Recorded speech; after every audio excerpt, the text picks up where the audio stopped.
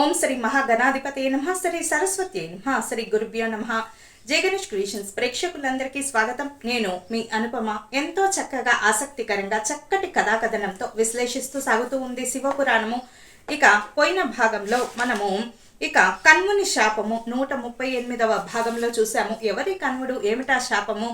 ఒకసారి మరి ఆ శివపురాణం కథలను వింటూ ఉండండి. ఈ రోజు కథ దేని గురించి అంటే సౌందర్య రాశి. ఎవరి సౌందర్య రాశి? 139వ భాగంలో కథ కొనసాగింపుగా ఈరోజు కథను మనం చెప్పుకుందాము. అయితే రాజదంపతులు సంతానం లేక బాధపడుతున్నారని చెప్పుకున్నాం కదా. వీరు పరమ శివ భక్తులట. ఈశ్వర, నాకు బిడ్డను ప్రసాదించవయ్యా అని రోజు రాణి అడగటము, రాజు అడగటము ఈశ్వరుణ్ణి. ఈశ్వరుడు వీరి అపారమైనటువంటి భక్తికి మెచ్చి దట్టమైనటువంటి పొదల్లో, చెట్ల మధ్యలో ఒక ఆడ శిశువు ఏడుపును వినిపించేలాగా చేశాడు. వినిపించగానే ఆ ఆడ శిశువును వీరు పుత్రికగా స్వీకరించి పెంచుకుంటూ ఉన్నారు రాజదంపతులు. ఆమె అందచందాలను గూర్చి నారదుడు ఈ సుబ్రహ్మణ్యేశ్వర స్వామికి దేవసేన ఎదురుగానే మొత్తం చెబుతూ ఉన్నారు. ఎందుకంటే వీళ్ళిద్దరూ అక్క చెల్లెళ్ళే కదా. అమృతవల్లి, సుందరవల్లి ఇద్దరు కూడా శ్రీ మహావిష్ణువు కుమార్తెలే అని చెప్పుకున్నాం కాబట్టి స్వయాన అక్క చెల్లెళ్ళే కాబట్టి ఇందులో కోపం రావటానికి ఏం లేదని ఆమె ఎదురుగానే, దేవసేన ఎదురుగానే ఇవన్నీ చెబుతూ ఉన్నాడు నారదుడు. ఎవరికి చెబుతున్నాడు? కుమారస్వామికి చెబుతూ ఉన్నాడు. మరి కుమారస్వామి ఈ విధంగా అంటున్నాడంట. బాగుంది నారద, చాలా బాగుంది. ఎంతో ఆసక్తికరంగా ఉన్న ఈ కథను ఇంకా వినాలని ఉంది. అయితే అనంతరము ఆమెను రాజు ఎలా పెంచారు? ఈ రాజదంపతులు ఈ ఆడబిడ్డను, ఆడ శిశువుని తీసుకువెళ్ళిన తర్వాత ఏ విధంగా పెంచారు? ప్రేమగా పెంచారా, చక్కగా పెంచారా అని అడుగుతున్నాడు కుమారస్వామి నారద మహర్షిని. ఈయన త్రిలోక సంచారి. ఎక్కడ ఏ విషయాలు జరిగినా ముందు ఈయనకు తెలుస్తాయి. ఈయనకు కలహ భోజనుడు అని కూడా పేరు. అంటే చిన్న ఏదో పెడతాడు, తద్వారా అది లోక కళ్యాణం కోసమే. అయితే భార్య ఎదురుగానే ఇంకొక స్త్రీ గురించి మాట్లాడాడంటే కలహ భోజనుడు అనే కదా. మరి ఆమె ఎలా పెరిగిందో ఆమె జీవిత గమనాన్ని నాకు తెలియజేయండి అని నారదుణ్ణి చాలా వినయంగా అడుగుతాడు కుమారస్వామి. మరి ఆసక్తిగా అడుగుతాడు. మరి దానికి నారదుడు ఈ విధంగా చెబుతూ ఉన్నాడు. అలా ఈశ్వర కృపతోటి, శివానుగ్రహంతో లభించినటువంటి ఈ బాలిక శిశువును ఇంటికి తెచ్చుకుంటారు రాజదంపతులిద్దరూ కూడా. అడవిలో దట్టమైన చెట్ల పొదల మధ్యలో లభ్యమైంది ఈమె, ఈ ఆడ శిశువు. కాబట్టి ఈమెకు వల్లి అని నామకరణం చేస్తారు. అలా పిలుచుకుంటారు వల్లి అని చెప్పి.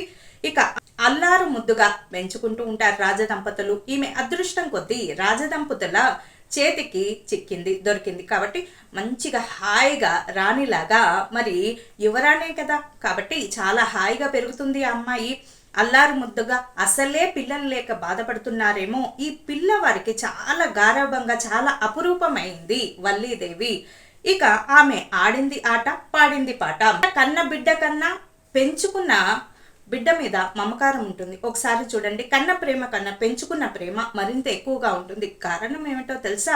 వారికి లేక దొరికిన సంతానం కాబట్టి ఆ ప్రేమనంతటినీ కూడా కరగదీసి ఆ బిడ్డకు ఇస్తారు. కాబట్టి పెంచిన తల్లిదండ్రులను తక్కువగా ఎప్పుడూ చూడకూడదు. వారెప్పుడు కూడా గౌరవనీయమైనటువంటి దైవ సమానులే. అలా పెంచుకుంటున్నారు. దినదిన ప్రవర్ధమానంగా పెరుగుతున్న ఈ వల్లి కుమారి యవ్వనంలోకి అడుగుపెట్టింది. ఈ సమయంలో ఆమె సౌందర్యాన్ని వర్ణించడము సృష్టికర్త బ్రహ్మకు కూడా సఖ్యం కావట్లేదు. సృష్టికర్త అయిన అర్జుని తరం కూడా కావట్లేదు. వల్లీదేవి, వల్లి కుమారి సౌందర్యాన్ని వర్ణించడానికి మాటలు రావడం లేదు. అంతటి సౌందర్య రాశి అట. అంతటి అపురూప లావణ్య రాశి అట ఈ వల్లి కుమారి. ఏ అవయవానికి ఆ అవయవము చక్కగా ఇమిడిపోయింది ఆమె శరీరంలో. చక్కగా అక్కడ ఎంత ఏ కొలతల్లో ఉండాలో సరిగ్గా ఒక బొమ్మలా ఉందంట వల్లి కుమారి. ఆకాశంలో వెలుగొందే చందమామను బోలిన ఆమె ముఖ బింబాన్ని, ముఖం చూస్తే చాలా, ఒక చంద్రుణ్ణి చూస్తే ఎంత ఆనందం కలుగుతుందో ఆమె మొహము అంత అద్భుతంగా ఉందంట వల్లి కుమారిది. చంద్రుడితో ప్రతిబింబించేలాగా చందమామను బోలిన ఆమె ముఖబింబాన్ని చూసి పద్మాలే వెలవెలబోతున్నాయా అనిపించక మానదు. అంటే పద్మాలు కూడా వెలవెలబోతున్నాయంట ఆమె ముఖ వర్చస్సు ముందు, ఆ తేజస్సు ముందు. ఈ పద్మాల్లోని మధుర రసాన్ని ఆస్వాదించేందుకు వచ్చే తుమ్మెదల బారుల ఉంటాయేమో కేశపాసాలు. ఆమె ముఖం చాలా అందం, అలాగే ఆమె కేశ సౌందర్యం కూడా చాలా అందంగా ఉంది. ఆ నుదుటిపై దిద్దిన కుంకుమ రేఖ ఆమె సౌందర్యానికి మరింత ద్విగుణీకృతం చేస్తుంది. చూడండి, చంద్రబింబం లాంటి ముఖము, అంతకంటే మరి దానికి తోడు ఈ కేశాలంకరణ చాలా చక్కగా నల్లగా ఒత్తుగా పొడుగ్గా ఎంత బాగుందో అంట కేశాలంకరణ. ఇక దానితో పాటు పద్మాలే వెలవెలబోతున్నాయా అని అనిపించక మానదు, అంత అద్భుతంగా ఉందంట వల్లీదేవి సౌందర్యము. ఆ పద్మాల్లోని మధుర రసాన్ని ఆస్వాదించేందుకు వచ్చినటువంటి తుమ్మెదల బారులా ఉంటాయేమో కేశపాసాలు, అలా ఆ విధంగా అందంగా ఉందంట వల్లీదేవి కేశ సౌందర్యము. ఇక ఆ నుదుటిపై దిద్దినటువంటి కుంకుమ రేఖ ఆమె సౌందర్యాన్ని మరింత ద్విగుణీకృతం చేస్తున్నాయి. చూడండి, అసలే అందంగా ఉన్న వారికి ఈ ఎర్రటి కుంకుమ పెడితే ఎంత అద్భుతంగా ఉంటారో, చాలా చూడముచ్చటగా ఉంటుంది కదా. కాబట్టి అంత అద్భుతంగా ఉందంట ఆ ముఖ వర్చస్సు. ఒకసారి ఆమెను చూసిన వాళ్ళు మన్మథ తాపంతో వేగిపోక తప్పదు. ఒకసారి చూసిన వారెవరైనా సరే మరొకసారి ఈమెను చూస్తే బాగుంటుందేమో అని అనిపిస్తుందంట అని నారదుడు ఆమె అందాన్ని వర్ణిస్తుంటే కుమారస్వామి ఇక ఆగలేకపోయాడు. అంటే ఏదో తెలియనటువంటి మన్మథ శరాలు, ఏదో తెలియనటువంటి మరి ఇష్టము, ప్రేమ కలిగింది వల్లీదేవి మీద. నారద, నీతో వచ్చిన చిక్కిదే, ఇంతగా ఆమె అందాన్ని నా ముందు ఎందుకు చెబుతూ ఉన్నావు, ఎందుకు పొగుడుతున్నావో నాకు అర్థం కావడం లేదు. నేనా పెళ్ళైన వాణ్ణి, నా భార్య పక్కనే ఉంది, నా భార్య సముఖంలో నేనుండగా, ఆమె ఆధీనంలో నేనుండగా మరి ఇలా ఇంకో అమ్మాయి గురించి, ఆమె అందాన్ని గురించి వర్ణిస్తుంటే ఆమె మనస్సు ఎలా ఉంటుందో ఒకసారి ఆలోచించండి. నీలాంటి బ్రహ్మచారులకు ఎలా తెలుస్తుంది సంసారుల మధ్య ఉండేటటువంటి బాధాబందీ అని చెప్పి ఒకంత చురక పెడతాడు కుమారస్వామి ఈ త్రిలోక సంచారి అయినటువంటి నారదుడితోటి. అన్నాడు. ఓరకంట దేవసేన వైపు చూస్తూ కుమారస్వామి, అంటే ఆమె అందం గురించి విన్న తర్వాత, గుణగణాలు తెలుసుకున్న తర్వాత వల్లీదేవి మీద ఇష్టము పెరుగుతూనే, మరి పక్కన భార్య ఉంది కదా, బాధ పెట్టకూడదు కదా ఇంకో స్త్రీని అని చెప్పి భార్యను బాధ పెట్టకుండా ఆమెకు సర్ది చెప్తున్నట్లుగానే సర్ది చెప్తూ ఇంకొక పక్క నారదుడు చెప్పేటటువంటి కథనంతటినీ కూడా చాలా ఆసక్తిగా గమనిస్తూ వింటూ ఉన్నాడట కుమారస్వామి. ఈ విషయాన్ని నీకు కావాలనే చెప్పాను స్వామి అంటాడు నారదుడు. నీవు తారకాసుని చంపి దేవతలకు ఎంతో సంతోషాన్ని కుమారుడిగా ఈ లోకాన్ని కాపాడిన కారణంగా నీ రుణం ఎలా తీర్చుకోవాలా అని కూడా అందరూ కూడా ఆలోచిస్తూ ఉన్నారు. నీ రుణము తీర్చుకోలేనిదే, కనీసం ఈ వల్లీదేవిని నీకిచ్చి, వల్లి కుమారిని నీకిచ్చి కళ్యాణం చేసి సంతోషాన్ని కలిగించాలి అన్న ఉద్దేశంతో ఆ ఊహలో దేవతలంతా కూడా ఉన్నారు.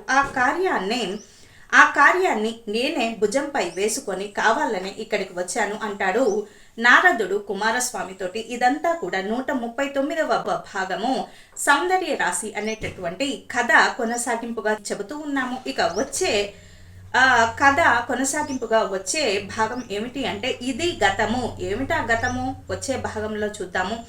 ఏ విధంగా సౌందర్యాన్ని గుణగణాలను నారదుడు ఈ సుబ్రహ్మణ్యేశ్వర స్వామికి కుమారస్వామికి చెప్పాడు. దేవసేన ఎదురుగానే మరి ఇద్దరు కూడా అక్కచెల్లెలే, అమృతవల్లి సుందరవల్లి ఇద్దరు కూడా సాక్షాత్ శ్రీ మహావిష్ణువు మరి కుమార్తెలే కాబట్టి, స్వయాన అక్కచెల్లెలే కాబట్టి, ఇది లోక కళ్యాణం కోసం తారకాసుర సంహారం చేసిన కారణంగా మరి అంతటి వీరుడికి ఏమిచ్చి రుణం తీర్చుకోవాలని దేవతలంతా తర్జన భర్జన పడి ఈ రుణము తీర్చుకునేలాగా లేదని చెప్పి, తీర్చుకోలేనిదే అయినా కన్యను దానమిచ్చి, వల్లిదేవిని కన్యను దానమిచ్చి ఇక ఆయనకు భార్యగా చేయగలిగితే కొంత రుణం తీరుతుందని దేవతలంతా ఆలోచించి లోక కళ్యాణం కోసమే నారదుణ్ణి కుమారస్వామి దగ్గరికి మరి ఉసిగొల్పినటువంటి ప్రక్రియ కావాలని అందరూ కలిపి గుమిగూడి నారదుడితోటి ఈ విషయాన్ని కుమారస్వామికి తెలియజేస్తూ ఉంటారు.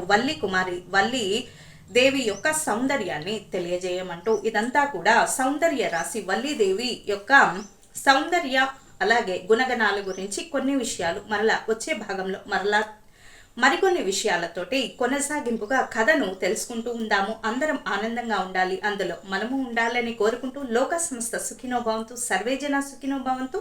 స్వస్తి.